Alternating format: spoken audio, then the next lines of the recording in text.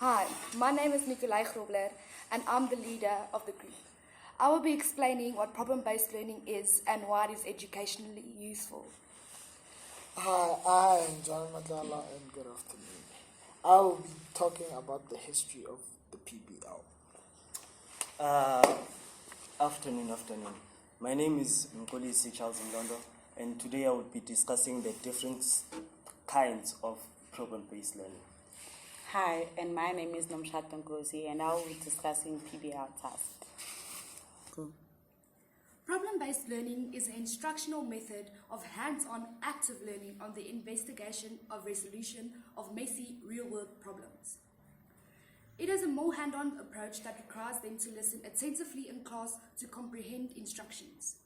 David stated problem-based learning is a pedagogical approach and curriculum design methodology often used in higher education. Us as human beings like to find solutions to problems, contradictions, or incompleteness. We don't like things that doesn't make sense to us. Problem-based learning uses these human traits, especially a person's curiosity, to develop problem-solving abilities. Problems have high ratings among learners. If they are well-designed, problems can help learners develop life skills such as speaking, arguing, and resolving conflict.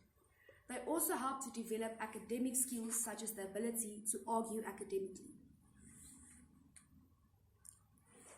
Problem-based learning is educationally useful. First, learners investigate problems and also learn to discover new problems. Secondly, they will draw on the academic knowledge they acquire to deepen the understanding of the problem and then brainstorm all reasons for the problem and the possible solution. Next, the learners will have to make a selection among these solutions and then justify their picks with references to the knowledge of the subject being studied. Investigative problem-solving activities require learners to develop skills in presenting knowledge, namely the ability to solve problems and think critically. This will only be useful if the learner can express themselves clearly in writing and verbally.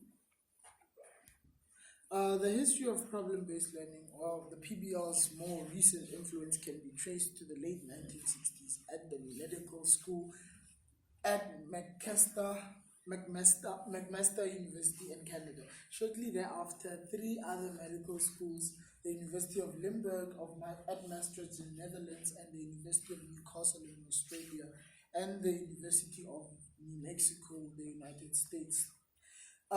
It took on the McMaster model of problem-based learning. Various adaptations were made, and the model soon found its way to various other disciplines like business, dentistry, health sciences, law, engineering, and education. While the characteristics of problem-based learning is driven by challenging, open-ended problems with no one with a right answer. The problems cases are context and content specific. The students work as self-directed, active investigators and problem solvers in small collaborative groups, typically about 5 students. The next one is a key problem is identified and a solution is agreed upon and implemented. The last one is teachers adopt the role as facilitators of learning, guiding the learner's process and promoting an environment of inquiry. Okay, so I'm going to be discussing the different kinds of problem-based learning, which is formerly known as PBL. There are three main types that I'm going to be discussing today, which is the challenge-based learning, the activity-based learning, and the place-based learning. The challenge-based learning is an approach used in an engaging manner to teaching and learning as it encourages students to use technological devices that they may use in their everyday lives, such as their phones or their laptops, because they're already familiar with these devices and they use them for social media. So they can use them, instead of social media, they can use it to study and do their projects well. And the second one is place-based learning. Place-based learning deals with the learner being able to work with the community with their hands. So they're going to be doing more practical work rather than sitting with their laptops, which is totally different from challenge-based learning. The last one is going to be activity-based learning. This emphasizes on the approaches that students must construct their own meaning by managing and organizing their activities themselves. And this gives them room to experiment with their ideas and their activities. Thank you. Okay, the task that my crew and I chose was about reflection. Reflection in a classroom helps the learners metacognition. Reflection starts when the learner has to think about what they know or experienced in relation to the topic being learned. Also, learners have to think about their beliefs, attitudes, and assumptions on the topic being learned. And then the task is about prior understanding. When introducing a topic, give the students the name of the topic and clues or keys or words to the new topic. Ask the learners about their views on the topic, how they feel about it, and why.